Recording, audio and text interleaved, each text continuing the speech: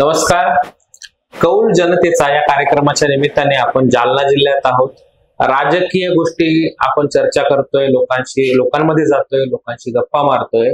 पण आज आपण अराजकीय एक मुलाखत करतोय. आपण आता गजकेसरी स्टील या प्लांट मध्ये आहोत. माझ्याबरोबर गोपालजी आहेत. जवळपास देशभरात जेवढं स्टील जातं त्याच्या 10% स्टील हे जालन्यातून जातं असं म्हटलं जातं.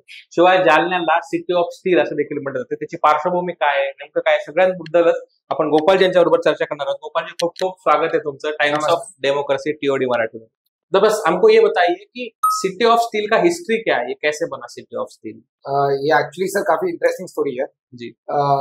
जालना में देखा जाए तो ना कि रॉ मटेरियल जो आता है, मुझे लगता है इंडस्ट्रियल स्क्रैप या फिर टीएमटी दोनों का उत्पादन होता नहीं है जी. But over the last 20 years यहाँ के जो एंटरप्रेन्योर्स हैं, यहाँ के जो हमारे जनरेशन जिन्होंने ये इंडस्ट्री चालू की है, उनका बहुत बड़ा योगदान रहा है.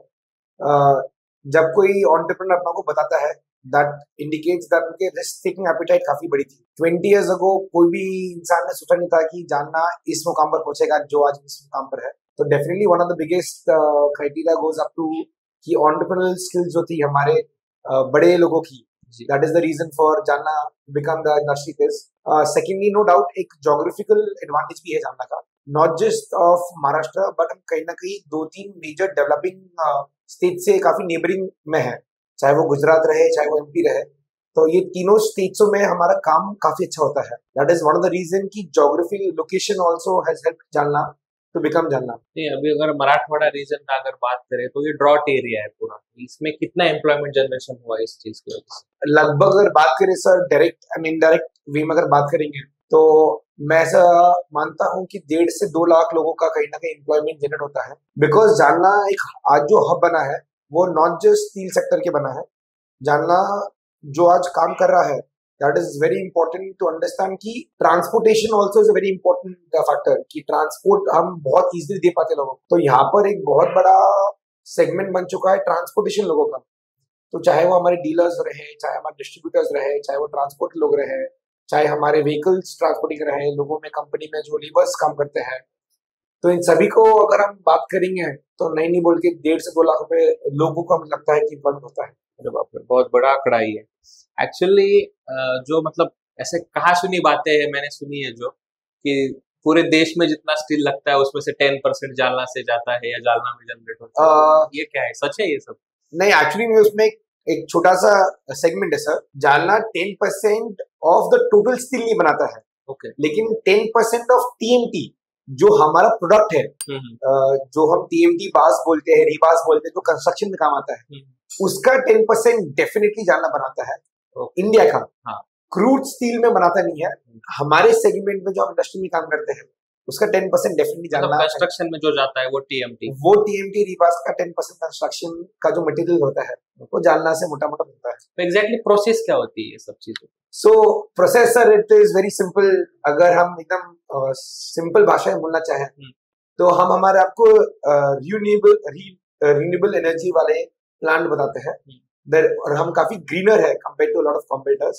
कारण यही है सर कि हम हमारा जो रॉ मटेरियल है that is not based out of mining से जो आयरन और या स्पंज आता है वो एक कम मात्रा में यूज करते हैं. हम रीयूजेबल स्क्रैप जो है उसको यूज करते हैं. तो हम हमारे दोनों रॉ मटेरियल जो होते हैं, इंडस्ट्रियल स्क्रैप, रीयूजेबल स्क्रैप और हमारे स्पॉन्ज आयरन, उनको हम हमारे फर्नेसेस में मेल्ट करते हैं. तो जैसे कोई भी चीज बनाते वक्त गर्म करा जाता है तो मोल्टन मेटल बनाने के लिए हम 1600 डिग्री का एक ढांचे में मेल्ट करते हैं, समझ लीजिए. उसको मेल्ट करने के बाद हम हमारे केमिकल कॉम्पोजिशन मेंटेन करने के लिए हमारे पास पूरी टीम होती है. वो नहीं, उसको हम बिलेट में बनाते हैं. बिलेट इज बेसिकली समझने के लिए क्यूबिकल फॉर्म ऑफ मेटल होता है.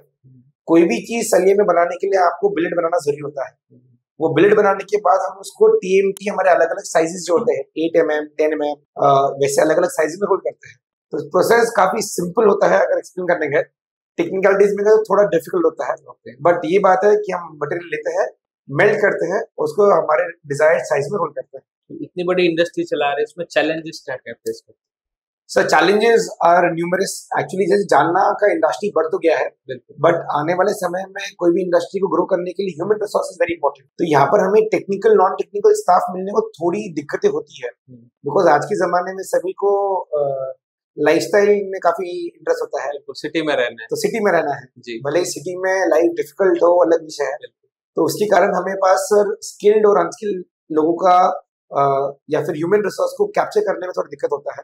और सेकेंडली सर कैसा है, बिकॉज ऑफ द फैक्ट कि हम काफी दूर रहते हैं मेजर डेवलपिंग सिटीज से, तो आज हमारा जो ट्रांसपोर्टेशन कॉस्ट है वही अगर हमारी फैसिलिटी अगर पुणे में रहती थी जी, तो हमारा transportation cost 500 rupees per ton होता था, जो जालना से 1000-1200 रुपीज पर टन होता है। तो हमारा जो कॉस्टिंग भी जो होता है वो कहीं ना कहीं लिमिटेशन होता है based on being in Jalna. Definitely यहाँ पर आने वाले समय में जितना इंडस्ट्री ग्रो हो रहा है, आई एम श्योर दोनों चीजों के अंदर हम आगे इसको ओवरकम कर पाएंगे, बट ये टाइम ही बता पाएगा कि कैसे ओवरकम करेंगे। आप यंग हो, इंडस्ट्री आप देख रहे हो, सब चीजें, एक यंग एंटरप्रेन्योर अगर कोई बनना चाह रहा है उनको आपका क्या संदेश होगा? मेरे पास सर एक ही चीज बोलना रहेगा, मैं काफी फॉर्चुनेट रहा हूँ कि ये इंडस्ट्री में मेरे पास बहुत हेल्पफुल पार्टनर्स रह चुके हैं जिन्होंने मुझे काफी सपोर्ट किया है in my journey of becoming what I am today.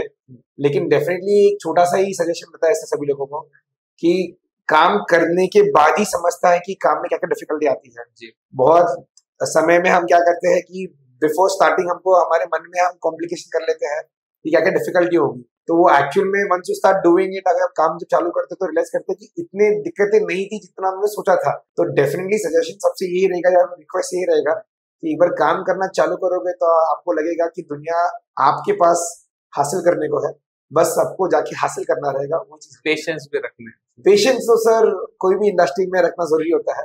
Ups and downs again are a part of the work जो हम करते हैं, बट यही है कि शुरुआत करो और आगे बढ़ो तो काम आपकी मंजिल आपके पास पहुंच जाएगी, यही बनना रहेगा। फ्यूचर गोल्स क्या है रखे हैं आप टीएमटी में काम करने के? एक्चुअल में सर अभी जैसे समय बदल रहा है तो अभी हमें ऐसा लगता है कि जालना में टीएमटी का जो प्रोडक्शन है, जैसे कि हम टीएमटी का एक सेगमेंट में सलिए के टीएमटी में एक सेगमेंट में हम 10% पहुंच गए हैं। हम चाह रहे हैं कि कहीं ना कहीं हम अलग अलग डिफरेंट प्रोडक्ट्स में भी हमारा मार्केट बनाए, चाहे वो पाइप्स रहे, एंगल, चैनल, स्ट्रक्चर में रहे।